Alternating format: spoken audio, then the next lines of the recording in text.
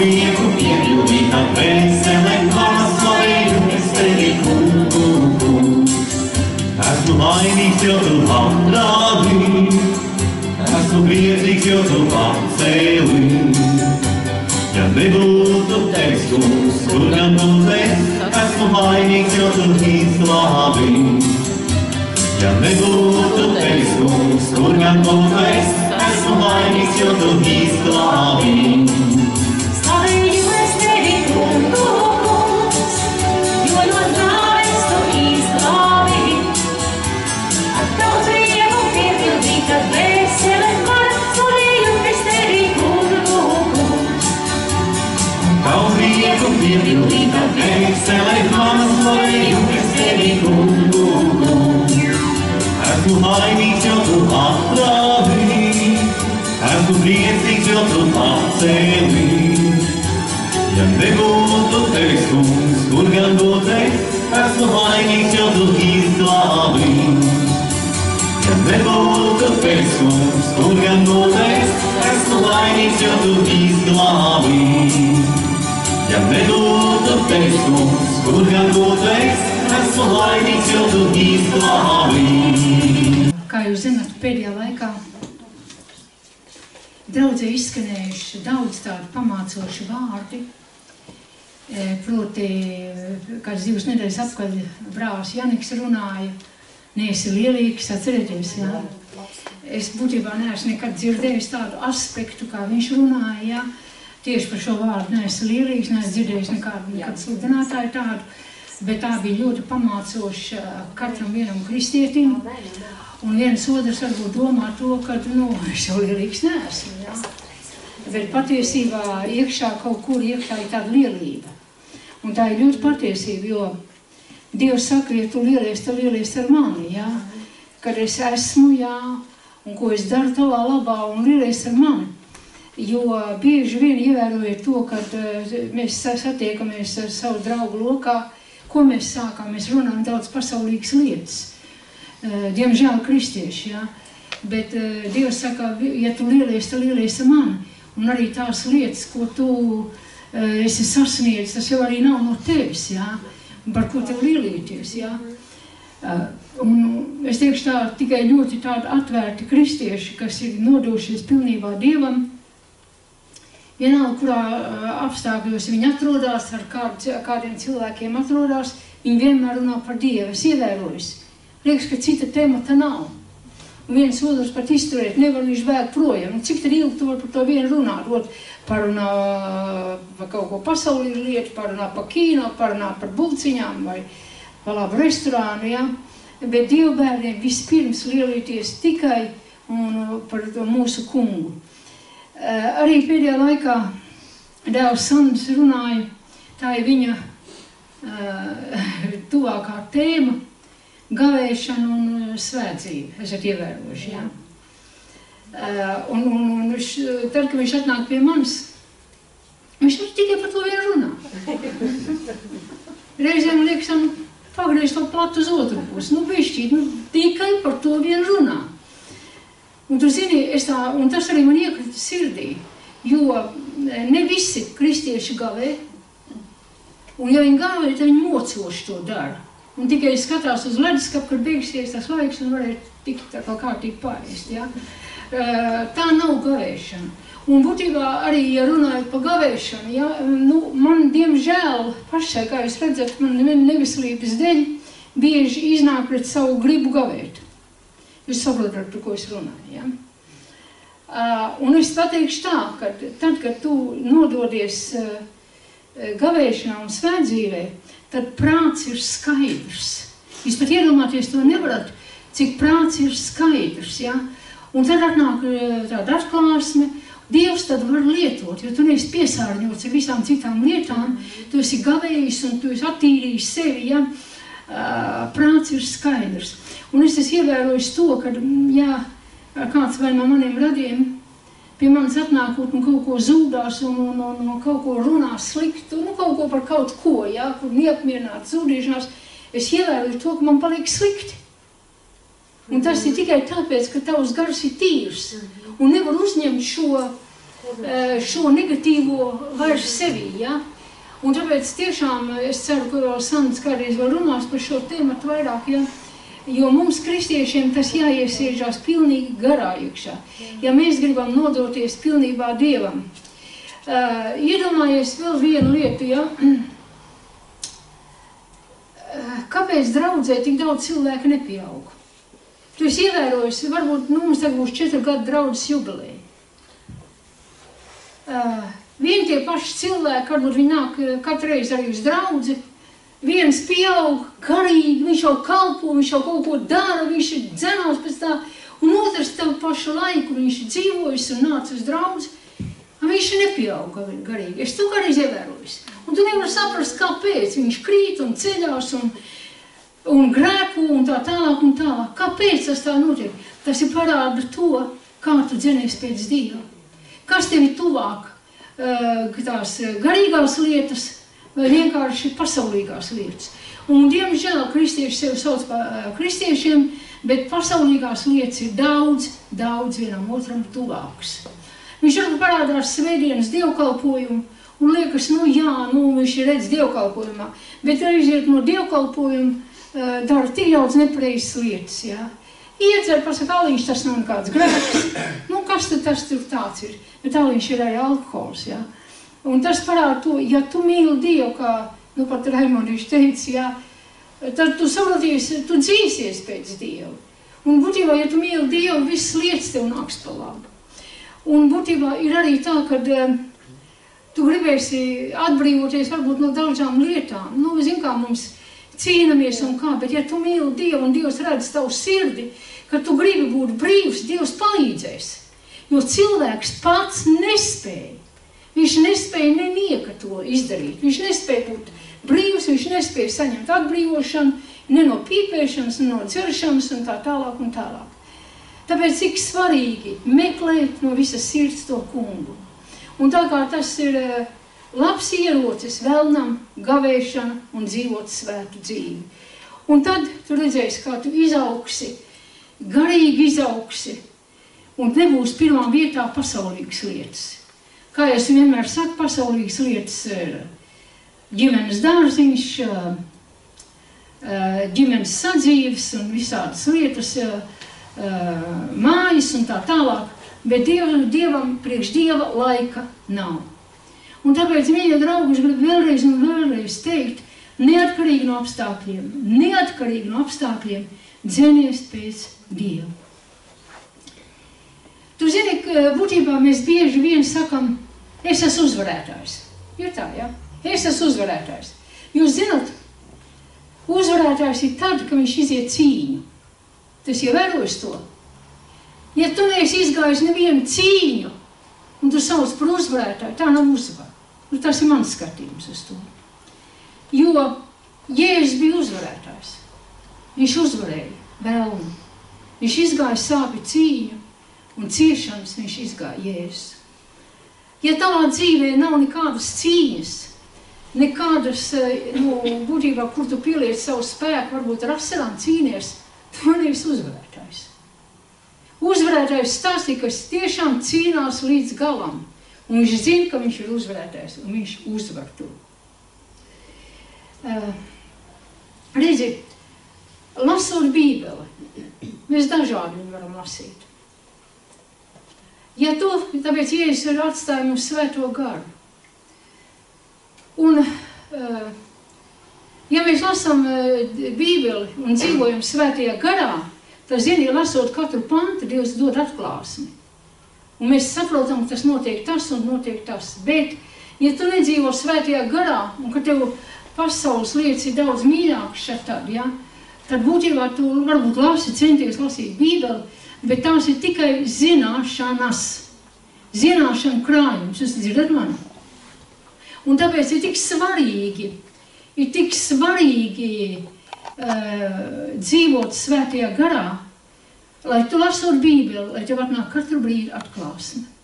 Tu esi ievērojis, ka tu varbūt dzīves garumā cik reizes lasījis, un pēkšņi tev ir viena kāda atklāsme no Bībeles. Vai ne? Tas parāda tad, jo tu esi nācis jau tuvāk Dievam ar svētā gara sadraudzību. Un tad tu pēkšņi domā, ak, vai, es tik bieži esmu to lasījis, un pēkšņi tagad tikai es lasu pirmo reizi. Ir jums bijis tā? Jā. Es domāju, tā ir tas parāda, ka svētā gara klātbūtne ir bijusi tev dīdī. Tad, kad tu lasīji, tev varbūt tikai bijuši zināšanas. Vēl man šodien vārds ir tāds ziņkārīgie. Ziņkārīgai. Ir staigātāji, diemžēl, tas nav tikai mūsu draudzē, bet visur, staigātāji, kas meklē superīgu mācītāju, kur ir draudze bez straipa, un gribu teikt, ka tādu nav. Ir tādi ziņkārīgie, kas atnāk šad tad, viņš parādās, jā, paklaigā, cenšās parādīt, cik viņš ir svaidīts, un tad, kad viņu apstādina, tad viņš aiziet prom un atkal ceļ kaut kādu zināmu nekārtību citā vietā. Reizi, kāpēc es to saku? Tāpēc, ka, diemžēl, es esmu saskārusies ar tādiem ziņkārīgiem, īpaši pēdējā laikā. Ja es teikšu tā, bija tāda ziņkārīgā, jāsaka, kas arī nāca, es negribu teikt, vai kādu apmelnot, vai kādu aprunāt, jā, bet es zinu, ka tas ir visur draudzēs, jo Rīgā draudzes ir ļoti daudz. Un tad, kad tas cilvēks netiek ievērots, vai viņam tiek aizrādīts, viņš izsaka repliku. Kā tu vari pazīt ziņkārīgo? Pirmām kārtām, tā kā ja kāds sludinātājs sludina, tas cilvēks no vietas skaļi klaigā, vai pasaka kaut ko pozitīvu vai negatīvu, tā kā lai visi dzird. Un lai visi dzird, lai visi pievērš vērību, ka tāds, lūk, ir. Un tad, zin, bieži vien pēc dievkalpojuma viens otrs domā, kāds svaidīts cilvēks pieiet klātam, tu aizlūdz par mani. Bieži arī tās ir bijis arī mūsu draudzē tā bija, ja? Jo viņi katrs ziņkārīgie vēlas, lai viņi ir ievēroti. To var pamanīt uzreiz, lai viņi ir ievēroti, lai visi redz, ka tas ir tas cilvēks. Kad viņai ir kaut kas vairāk, kā varbūt tas, kas priekšā sludina. Man bija pat arī tāda, viena no tādiem šīs kategorijas cilvēkiem, kas pēkšņi uzzināja, ka mācītāji ir neveseli. Tas uz manis, jā. Ko darīt? Viņi zvanīja visiem draudzes mūsu cilvēkiem, kuriem viņai bija saglabājušies telefoni. Un kā pa brīdi, neviens no draudzes cilvēkiem nepastāstīja patiesību. Tad viņi nelikās mierā. Tad viņi pazvanīja man. Kas ar mani ir? Es teicu, kādu tu gribi, lai es tev tagad stāstu? Draudzes cilvēki visi zina. Es tev atklāt sakot, jūs jau zināt, es neko neslēpju. Ir arī mācītāji, kas slēp, jā, un parādās sevi, ka tu esi tāds un tāds, ka tev tur nekāda vaina nav. Bet es arī neslēpju, un ir malači draudzes cilvēki, kas neviens nepateica viņai. Tad viņi griezās pie manis, un es teicu, kā tu domā, lai es tev pateiktu, ka tu neatnāc uz draudzi. Es neiešu uz ielas un visiem stāstītu, klausieties, man ir tāda un tāda problēma. Tad izskanēja replikas tādas uz mani adresētas, kad es viņu tā kā sāncensi, ka es esmu pret viņu, tāpēc, ka viņi man sāncensi, es ievērojusies, ka viņi ir liela talanti, jā. Kaut kas tāds liels stulbums, jā.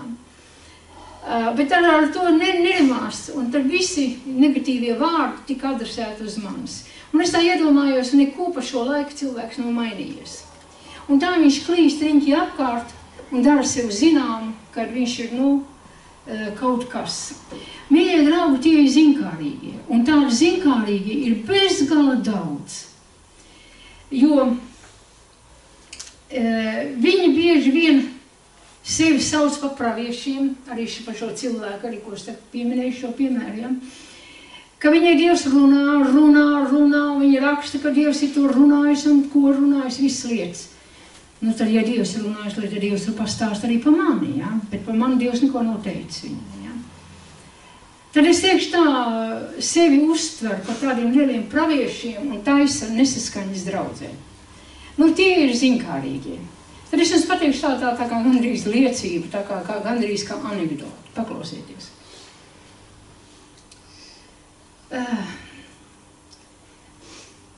Kāds kristietis saka tā. Man Dievs sūtīja, lai es eju darīt to un to. Man Dievs sūtīja, lai es eju no šīs draudzes projām. Man Dievs teica, ka man ir liels aicinājums. Otrs saka tā.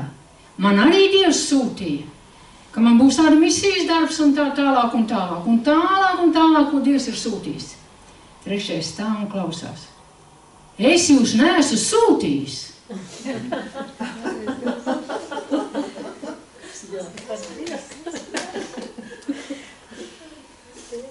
Nu, tas ir kaut ko līdzīgi, ko es nu pats sacīju.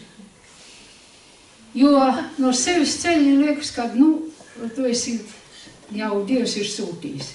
Un liekas, ka otrs ir, trešais ir Dievs un saka, es tev neesmu sūtījis, ja? Kaut kas līdzīgi kā anekdoti, ja? Vēl runājot par tiem zinkārīgiem. Ievērojiet, viņi nekad nav ziedotāji.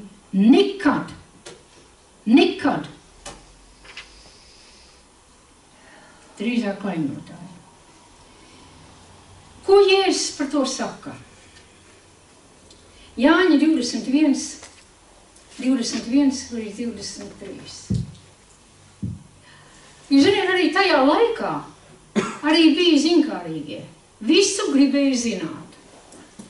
Un Jēzus saka, ja, to ieraudzījis Pēters saka Jēzum. Bet kas būs ar šo, kungs?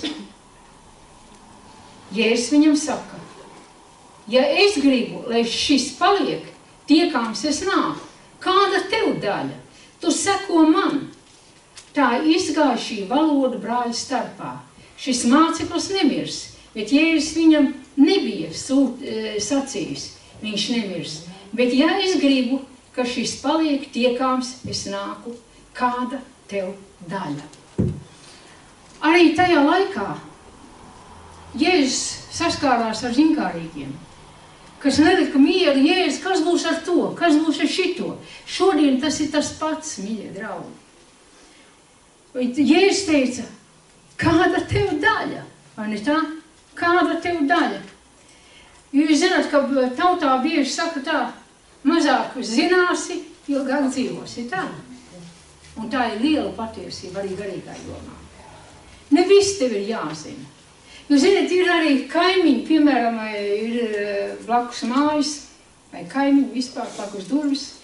Un tā kāds skatās pa logu un redz, ko tas kaimiņš visu laiku nes. Tajā un pašā laikā kaut ko vai no mašīnas atver, un viņam viņš tur gulēt nevar. Tas grib zināt, kas tur ir. Ko tas kaimiņš tur visu laiku dara, ko viņš nes. Viņš pat iet pie kaimiņa, lai uzzinātu. Tie ir zinkārīgie. Lai apmierinātu savu zinkārību. Jo tā nav laba kristiešu īpašība. Ja tev nav lemts zināt, tad nomierinies. Būs laiks, kad tu to zinās, ja vajadzēs zināt. Dievs pats atklās. Beidz mocīt savu prātu. Mazāk zinās, ilgāk dzīvos, labāk gulēs. Beidziet būt zinkārīgiem.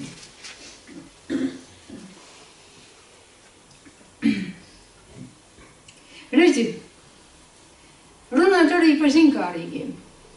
Jo šie cilvēki ir ļoti, es teikšu vēlreiz, ļoti akcentēti uz sevi.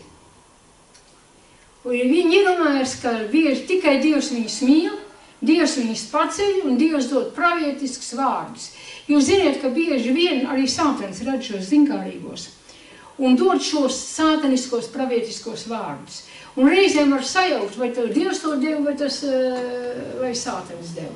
Un tā pieķērās šai patiesībai, ka Dievs to deva. Dievs neatbalsta zinkārīgos, jo Jēzus bieži teica, kāda tev daļa ir. Vai ne tā? Vēl gribēju teikt, ka tas parāda to, ka nav reāls attiecības ar Dievu. Ja būs reāls attiecības ar Dievu, tu zini, tad tev neinteresēs, ko tas kaimiņš vakarā nes mājās, vai ko viņš tur dara, vai vēl kaut kas, jā, tev neinteresēs. Tu meklēsi Dievu no visas sirds un no visas dvēseles. Un tad, vēl ko gribēju teikt. Jūs zināt, Dāvids, kā mēs zinām, mūsu Bībeles varoni, Dāvids šo principu ļoti labi zināja. Viņš zināja par zem zinkārīgiem, viņš zināja, kas viņam dzenās, kas pēc viņa interesējās. Dāvids šos principus ļoti labi zināja. Un jūs zināt, tā, ka Sauls vajāja Dāvidu, tad Saula kalpi lādēja Dāvidu. Ja? Un 2. Samuela 16:10. Bet ķēniņš atbildēja, kāda daļa man ar jums, jūs Cirūjas dēli, ļaujiet taču viņam lādēties. Laikam gan viņš lāda tādēļ, ka tas kungs būs viņam sacījis. Lādi Dāvidu. Kā tad drīkst jautāt, kādēļ tu to dari? Redzi, tad, kad Dāvidu lādēja, viņš neatdarīja ar zaimiem atpakaļ. Un kaut gan Dāvidu kalpa gribēja viņam atriepties. Viņš teica, kāda daļa jums ir? Ja Dievs to pieļāva, tas tā notiks. Un tas bija labi, kā mēs zinām beigās, ja, ka Dāvids valdīja, ka viņš bija ķēniņš, ka visi šitie, Cirūjas dēli, ja, beigās nāca pie Dāvida atvainoties un lūgt piedošanu, ja, un zemojās Dāvida priekšā. Kas būtu bijis, ja Dāvids tur būtu izrēķinājis uz vietas? Un tāpēc viņš zināja to principu un teica, kāda jums daļa, lai viņš lāda, ja Dievs to pieļāvis ir. Un daudzas lietas mums ir Dievs pieļāvis, ja? Un mums nav, kāpēc tas ir. Jā, gribās brēkt un saukt. Es ar kādreiz tā saucu, ja? Kāpēc? Jo visa dzīve ir Dieva rokās. Ja tu kalpo viņam un meklē,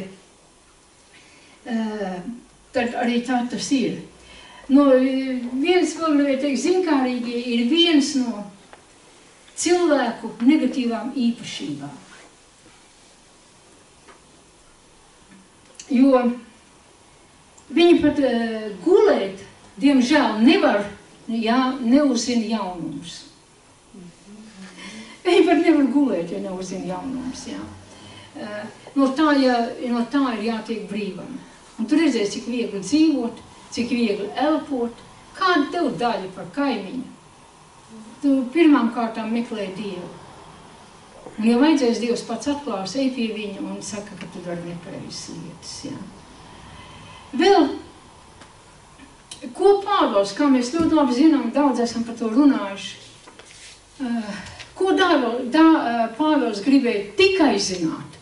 Viņš gribēja tikai zināt par vienu, par Jēzu Kristu. Viņam neinteresēja, kas notika tajā draudzē, viņam neinteresēja nekas. Un kad mēs tā padomājam, kad viņš 14 gadus, kad tikās ar Jēzu, viņš pazuda. Viņš taču negāja uzzināt, kā kaimiņiem iet. Viņš gāja uzzināt, kā Jēzus, kur ir Jēzus. Bet tas ienāk viņa dzīvē, viņš vairāk gribēja zināt to. Un kā viņš teica 1. Korintiešu 2:20, jo es jūsu starpā negribēju neko citu zināt, kā vien Jēzu Kristu un to pašu krustā sistu. Iedomājieties, viņš neko citu negribēja zināt. Un tā kā, mīļie draugi, mums nav jāatzinās, kas ar to notika. Kāda tev daļa, kas ar to notika? Tāpat tās apustuļu darba 1:6-7. Tad tie, kas bija kopā, viņam vaicāja, kungs, vai tas šī laikā atkal uzcels Izraēlam valstību? Viņš tiem atbildēja, nav jūsu daļa zināt laikus vai brīžus, ko Tēvs nolicis savā paša varā. Kā mēs zinām, mēs nezinām, kur Jēzus atnāks. Ir tā. Un kāpēc Dievs mums ir pasargājis? Tāpēc, ka, ja zinot, notiek daudz nepareizas lietas. Jūs ziniet, ir daudz tie gudrie prātnieki, tā kā to stāstīja to, gan arī kā anekdoti, ja viss skaitļojuši, kad un kas būs un kas ko teica, visi gaida Jēzus atnākšanu, visi aiziet bojā. Dievs mums ir pasargājis mazāk zināt, ja? Un tāpēc to pat Jēzus nezina, tikai Tēvs zina, kad būs. Un tad, kad Jēzus nāks, jo To mēs varam uzzināt tikai no svētā gara, ko tas kungs ir sūtījis. Un to mēs varam uzzināt, kad nāks tas kungs. Mēs vienkārši jūtam, un arī šodien mēs jūtam, ka tas ir pēdējais laiks. Un neviens jau nezina arī šeit, kurš datums tas būs, kad tas būs. Bet mēs zinām, ka tas laiks ir tik tuvu, kā nekad nav bijis agrāk. Jēzus teica Mateja 25:13. Tāpēc esiet modrīgi, jo jūs nezināt ne dienu, ne stundu, kurā cilvēka dēls nāks. Kāpēc Dievs nedarīja zinām? Viņš grib, lai līdz pašai pēdējai dienai mēs dzītos pēc viņu un būtu atvērtām acīm, lai mūsu gars ir brīvs un tīrs. Dievs savā mīlestībā mūs sagatavo. Kā mēs zinām, arī nevienam cilvēkam nav zināms nāves diena, bet tu zini, ka tu nomirsi. Tu nezini.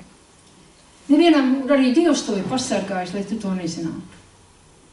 Jūs ziniet, es atceros, ka Bībelē ir reiz par Hiskiju, ka viņš uzzināja, ka viņam pravietis atnāca un teica, sakārto savu namu, tu tai dienā mirsi. Viņš bija panikā, atcerieties. Viņš bija panikā. Viņš teica, nē, kungs, atceries, ko es esmu labi darījis. Es jau mirt negribu. Viņš bija panikā, viņš, kā teica, viņš gulēja par maizi, neēd, pagrieza muguru un raudāja. Dievs apžēlojās. Tāpēc Dievs katru vienu ir pasargājis, lai tu tādu to dienu nezini. Un tu zini, cik interesanti.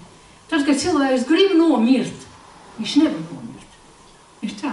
Varbūt viņš cieš, viņam sāp, bet viņš nevar nomirt.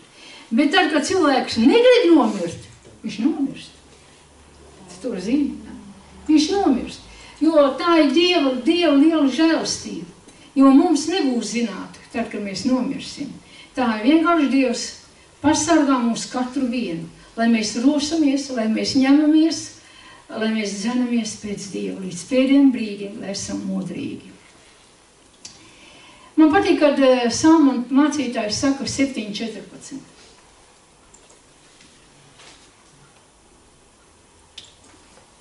Baudi labumu labā dienā, bet arī ļaunu dienu ņem par labu. Jo Dievs dara gan šo, gan to, tāpēc, ka cilvēkam nebūs zināt, kas būs pēc viņa nāves. Tā kā es jums stāstīju iepriekšējo reizi, pēdējo reizi, ka kāda sieviete tur slimnīcā raizējās, kā viņa apglabās. Atcerieties. Viņa raizējās, viņa negraizējās par savu dvēseli, kur viņas dvēseli nonāks, bet viņa raizējās, kā viņa apglabās. Kāda tev daļa, kā tev apglabās. Zemes virsū nepaliks, bet kur tavs gars un tavu dvēseli paliks. Redzat, mīļie draugi, neredzamais ir mūžīgs. Redzamais izniegs. Tad, kad tu sakrāji Dievu pagātības savā garā, tavu dvēseli kā jau neaiziet uz debesīm. Dzirdi mani? Tu paņem līdzi to, ko tu esi sakrājis šeit virs zemes. Dievu vārdu, Dievu mīlestību, Dievu klātbūtni. Tā dvēseli un gars nav pliks. Briesmīgi, ka cilvēks aiziet no šīs dzīves, salips ar visām pasaules lietām, kuras sadeg, un dvēseli pilnīgi plika, varbūt ar grēku apkrauta. Un tāpēc mums ir jādzenās pēc neredzamām lietām. Tās ir mūžīgi. Kāpēc mēs esam draudzē? Kāpēc mēs lūdzam? Ne visas lietas mēs redzam, bet mēs ticam, jo tā ir viena ticības elements. Ticībā lūdzam par neredzamām lietām. Tev ir vajadzīgas daudzas lietas, mums vajadzīgas. Tās lietas, kas nav redzamas, bet ticības lūkšanā tu tās var saņemt. Un tāpēc ir tik svarīgi, mīļie draugi, dzīties pēc neredzamām lietām, kuras tu neredzi, jo Dievs ir visasošs, jo viņš mīl mūs. Un Dievam ir plāns uz katru vienu. Un tāpēc ir vērts dzīties pēc Dieva lietām, jo tu nezini, kurā brīdī tu no šīs dzīves aiziesi. Amen.